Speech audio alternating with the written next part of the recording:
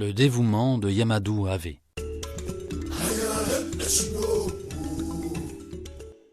Il y a très longtemps de cela, des Peuls, de la famille d'un chef célèbre nommé Diadier, fondèrent un village qu'ils appelèrent Bambero, du nom d'une montagne voisine. Le village prit peu à peu de l'importance et ne tarda pas à compter 333 flèches ou guerriers. Les Tomaranké de la région de Médine virent d'un mauvais œil la prospérité rapide de ces nouveaux venus, et, poussés par la jalousie et la cupidité, leur déclarèrent la guerre.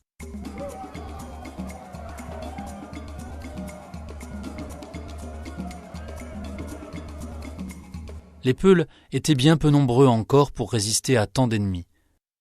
Mais malgré cela, ils se résolurent à la résistance la plus acharnée.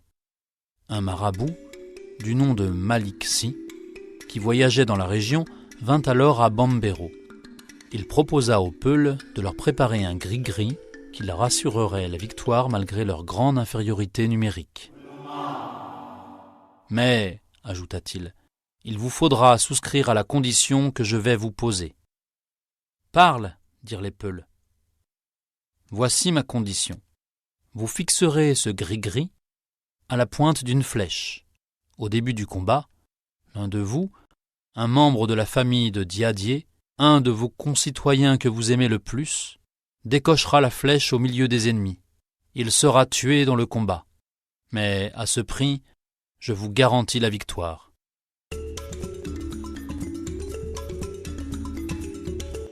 Chacun alors s'offrit pour ce mortel honneur, mais Malik Si resta muet jusqu'à ce qu'un jeune homme du nom de Yamadou Ave se fût proposé.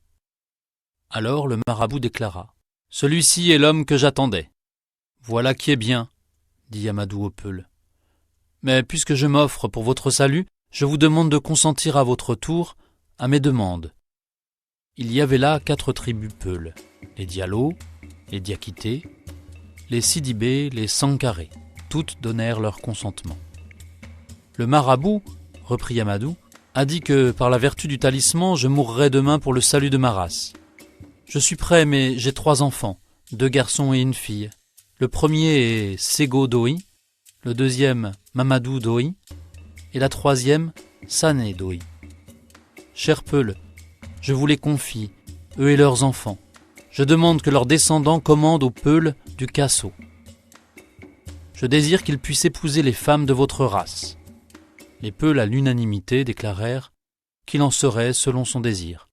C'est à la mare de Tombifara que se produisit le choc entre les Malinké et les Peuls. Le combat à peine commencé, Yamadou Ave se précipita, flèche en main, au milieu des ennemis pour les frapper à mort. Il se battit vaillamment et ne tomba qu'au moment où les Malinké prirent la fuite. Et la prédiction du marabout fut entièrement réalisée. Les Peuls remportèrent la victoire, tandis que leurs adversaires, ayant perdu leur roi, furent en grande partie anéantis. La paix fut ainsi assurée pour de longues années. Et les Peuls s'acquittèrent de leurs dettes envers les enfants du héros. Ils les élevèrent avec considération.